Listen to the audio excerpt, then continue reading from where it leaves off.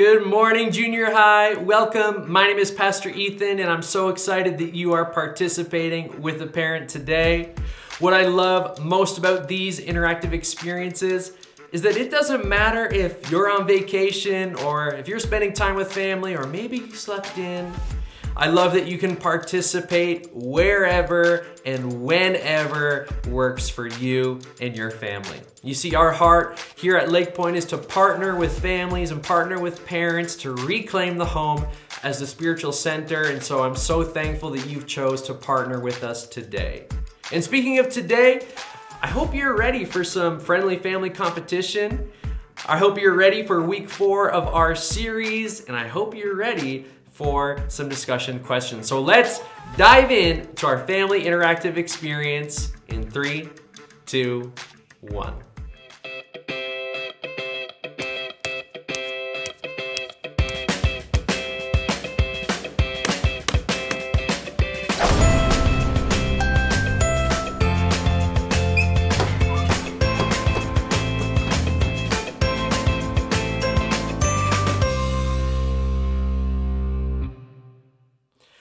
Well, we are in a teaching series called Break It Down, and it's a 4-week series about how we can read the Bible with clarity. We're breaking down the Bible into smaller, bite-sized chunks so that we can understand it better. Now, I have a question. How many of you know what this is? If you guessed a pogo stick, then you're right. They were really popular back in the day when I was a kid. And so when I was in grade 6 or 7, my best friend got a pogo stick for his birthday. And I was so jealous that I asked my parents for a pogo stick for my birthday. And so all year, I was patiently waiting for my very own pogo stick. And every once in a while, when I would do something nice, I would subtly drop that reminder to my parents that I wanted a pogo stick. Well, my birthday came and I invited all my friends over, and I was so excited to rip into my presents, and I was so excited to go out with my pal and jump around on my new pogo stick. And so we had the cake, I opened all my presents from my friends, and finally it was time to open the present from my parents. Except there wasn't a present. There was just a birthday card. They didn't deliver. I was so upset, so sad, so heartbroken that I wasn't getting a pogo stick. Maybe you've experienced that before where you've gotten a gift or you've spent money on something that you were so excited to get, but then you discovered that it wasn't at all what you were hyped up for. You were expecting more and you got less. And in this series, we've been talking about the Bible, and if we're real with each other, if we can be honest, sometimes the Bible can feel the same way, like it's not all it's hyped up to be. For you, maybe the Bible hasn't delivered in a way that you were told it would.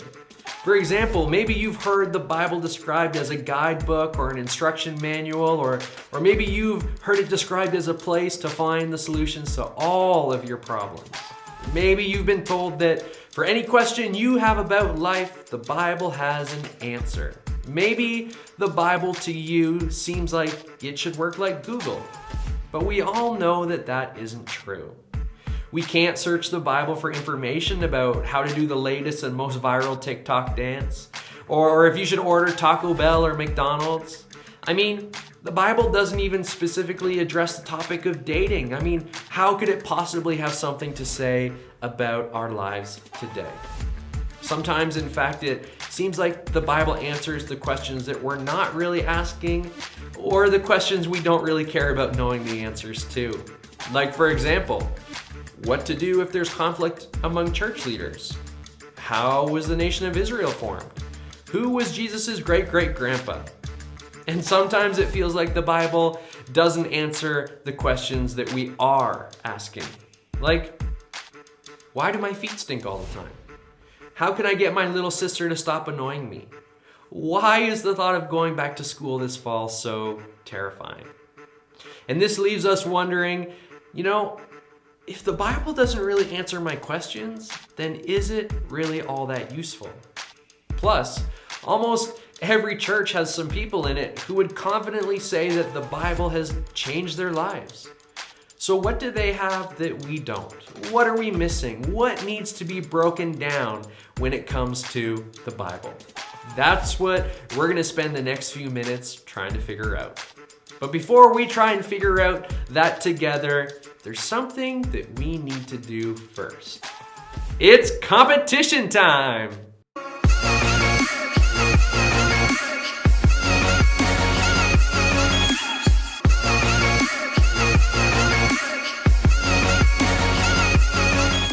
All right, every week we have some friendly family competition, and this week's competition involves one of the most common household items in the world, and that item is toilet paper. Now, we've had a toilet paper tower competition before here at LakePoint Junior High, one where you had to stack as many as you could on your head. But this week, we're going to just simply build the tallest freestanding toilet paper tower we can. There's no catch. You build it right off the floor with whatever strategy you want, as long as it's a freestanding tower. So that means you can't use anything other than toilet paper to build your tower. No tape, no glue, no string. You can't have anyone holding it. It's a freestanding toilet paper tower. So press pause, build your tower, take a photo, and then post it on our LakePoint Junior High Facebook group. The person with the tallest tower will win a $10 gift card. Okay, we're gonna move into our teaching video at this time, so check out week 4 of our series called Break It Down as we navigate the complexity of the Bible.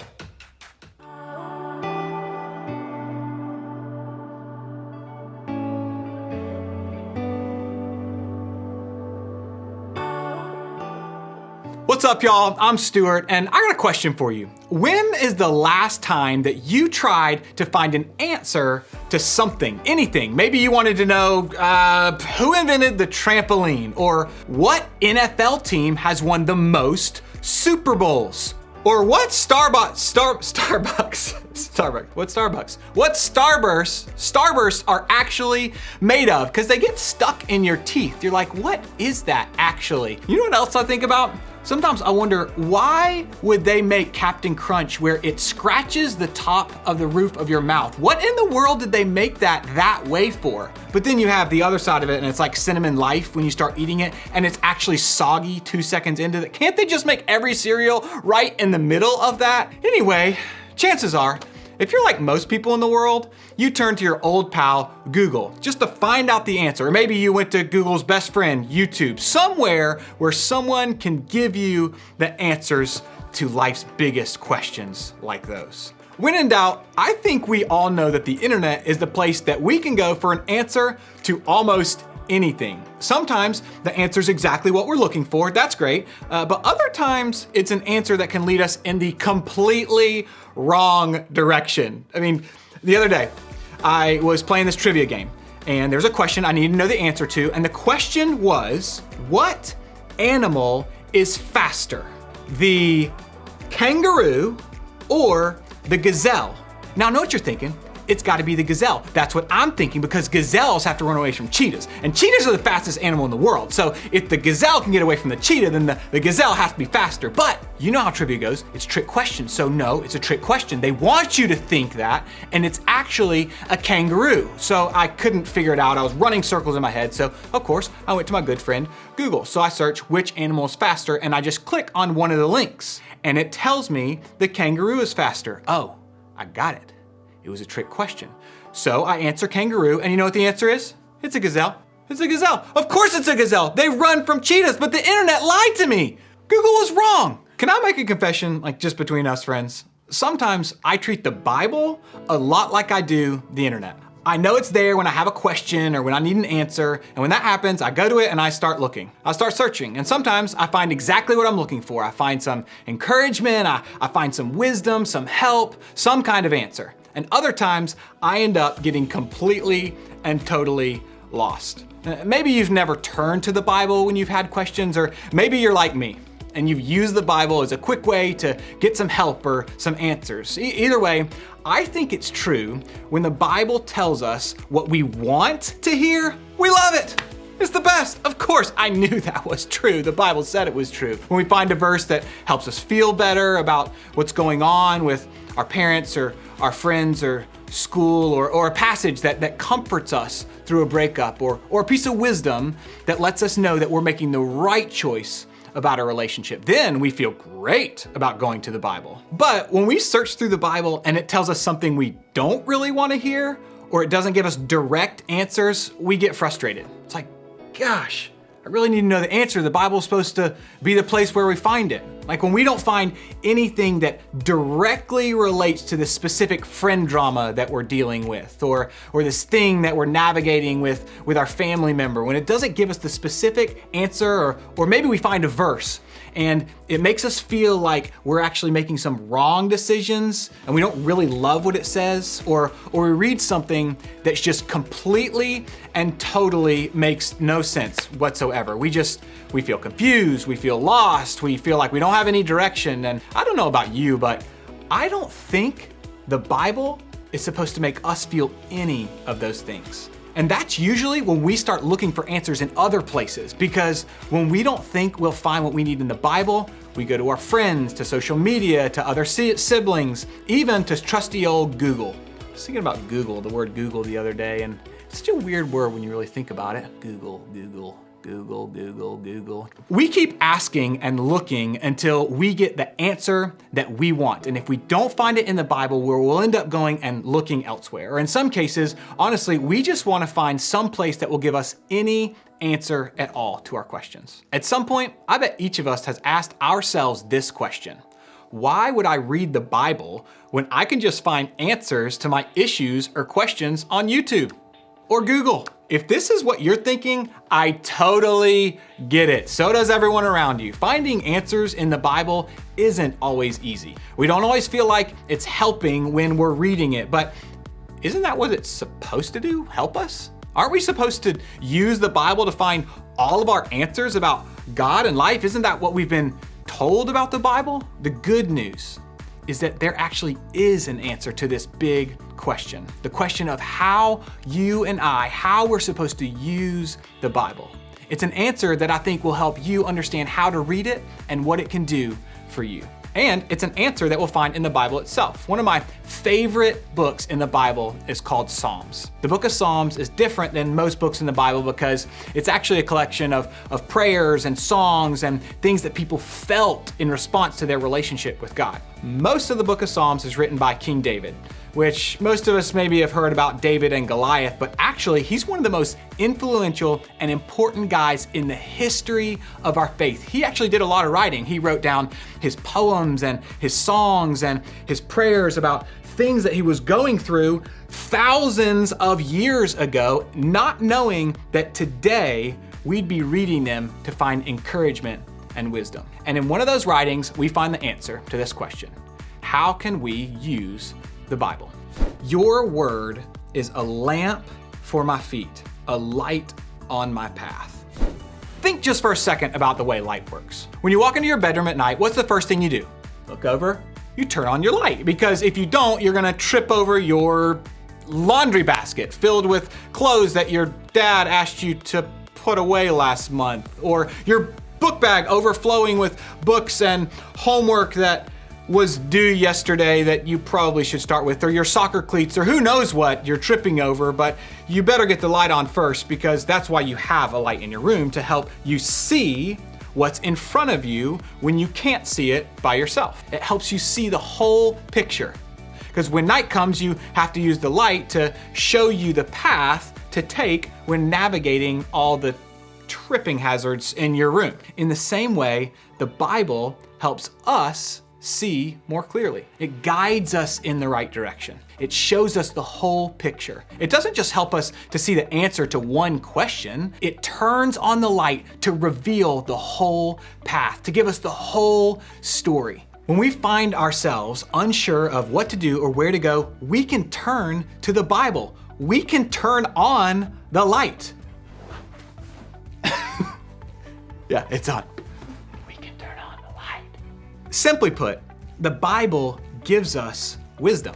It gives us the judgment to know what's right and what's wrong, which path to take in our lives. The Bible doesn't give us just a bunch of answers to our questions. No, it provides guidance and wisdom to make the right choices and to take the next right steps. The Bible helps us see more clearly. Who doesn't want to see more clearly? We all do. And we have the Bible at our fingertips all the time to help you and I see more clearly. And what's amazing is that the Bible has the potential to help us both now and in the future. Sometimes we find the wisdom that we're looking for right away or in the way that we expected, but other times we may have to keep going back to it or keep looking back or keep searching or keep praying or keep talking to someone who can help us find what God wants to say to us through His Word. But sometimes the Bible doesn't directly answer all the questions we have. Like sometimes it doesn't talk about all the things that we need help with. Maybe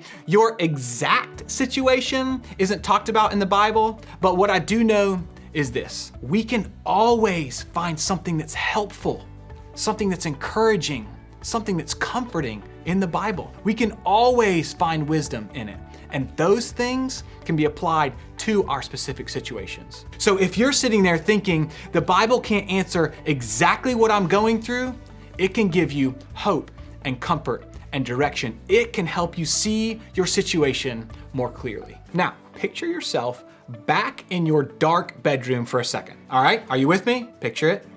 Okay, you're with me. When we're trying to find our way around all the things that are all over the floor in our room, the tripping hazards, the things that we've been asked to clean up that we didn't, don't we go ahead and turn on the light? Like, we don't wait until after we've tripped or stubbed our toe or fallen down. No, the first thing we do is turn the light on. We don't walk in, trip, and then go back and turn the light on. We don't wait until something has gone wrong. We don't wait until we're desperate to use the light in our room. Instead, we have it ready to go and already at work when we need it. Well, I think one of the best ways that we can use the Bible in our lives is almost exactly like that. Take another look at a verse written in the same psalm.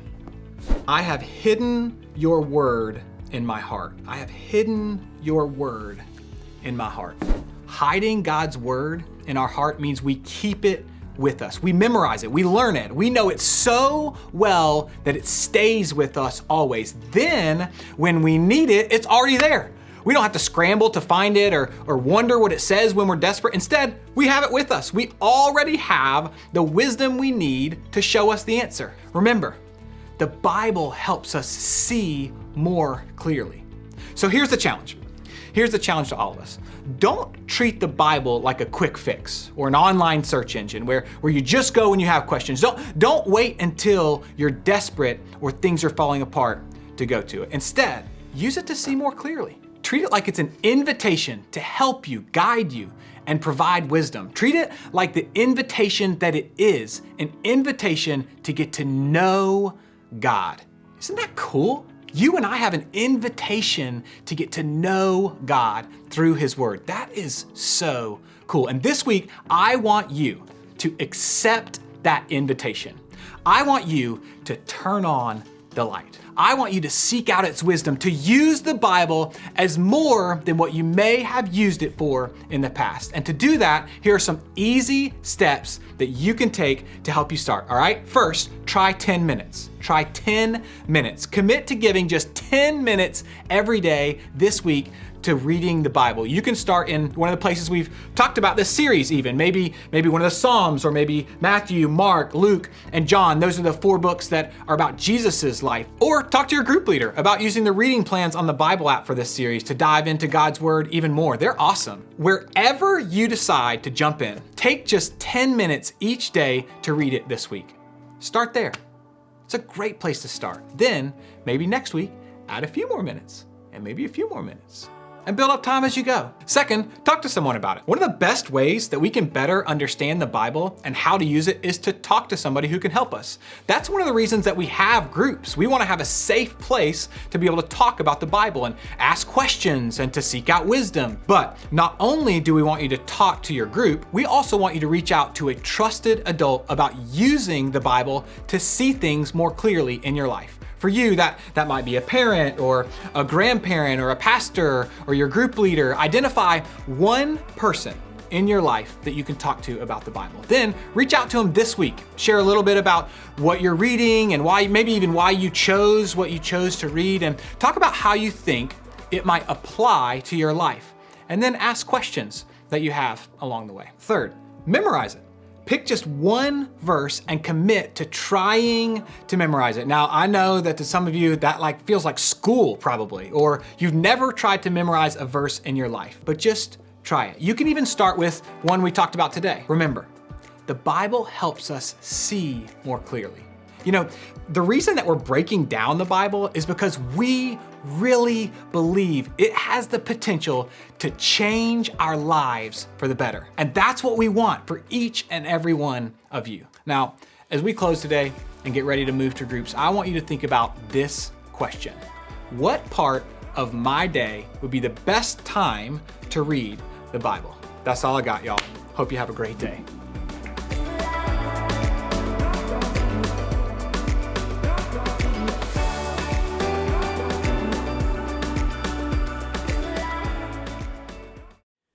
This has been such a great teaching series. We started out talking about how the point of the Bible is to get to know God better. And when you know the whole story of what you're reading, things make a lot more sense. Last week, we talked about how we read the Bible because God is in it. And to bring this whole series home today, we are learning that the Bible helps us see more clearly. And so here's the challenge. We can't treat the Bible like a quick fix or an online search engine. The Bible isn't like Google. We don't want to wait to search for answers when we're desperate and when things are falling apart. We want to treat the Bible like an invitation for you to know God and to find the ways that He can help you, give you guidance, and provide wisdom. And so to do that, we can take 3 small steps. Number 1, we can try reading the Bible for 10 minutes every day. Number 2, talk to someone about what you're reading, how it applies to your life, and what questions you might have. And number 3, try and memorize one verse so that you'll have it ready when you need it. Remember, the Bible helps us see more clearly. So what are some things in your life that you wish you could have more clarity about? Parents, this is where we're going to turn things over to you. In a moment, you'll see some questions on your screen. Grab the remote and press pause for as long as you need to create a meaningful discussion around those questions. Remember that these questions are just a guide, so feel free to rephrase them in a way that engages your student the best. And as you're having a discussion, it's important to remember that there's a difference between wisdom and answers. And that can be really challenging for most students and even most adults because we want quick answers. But wisdom, it's long term. It can be applied to more than one situation or circumstance, and it's something that directs where we're headed. And so today, even though our natural response is to want quick results, I pray and I hope that you'll choose to value God-given wisdom over immediate answers. All right, after you've had a meaningful discussion, press play and join me for some closing thoughts.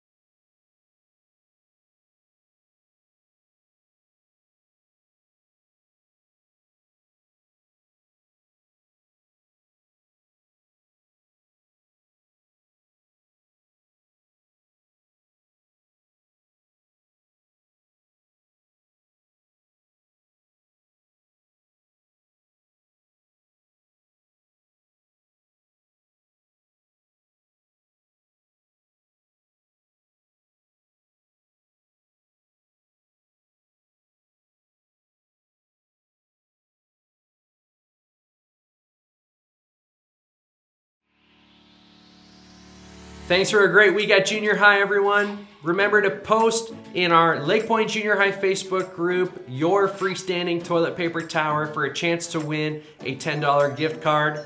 Just head to Facebook, search LakePoint Junior High, and request to join the group. If you aren't on Facebook, you can email me your photo to ethan@lakepoint.church, and I'll make sure that you get added into this week's competition. Now, to close our time this morning, take the next 2 minutes to pray together as a family, and then practice what we've learned over the past couple of weeks. So head to our LakePoint app, read our weekday devotionals, and you'll find those in the family resources section. It's a great way to read scripture together as a family and learn and grow together. I hope you have a great week this week, and I will see you next week at LakePoint Junior High.